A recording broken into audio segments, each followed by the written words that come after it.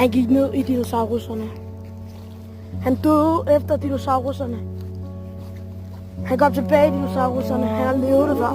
Men de der dinosauruser, de var rigtig onde. Meget onde.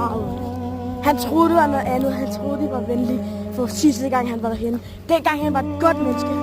Han blev forrådt af sin ånde. Ja, præcis. Han blev altid forrådt. Han kom i den her skov bagefter. Han så et monster. Kanin.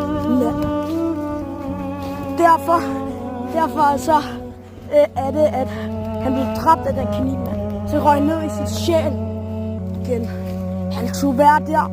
Han skulle se intet undtagen uhyggelige fjes. Hele for evigt.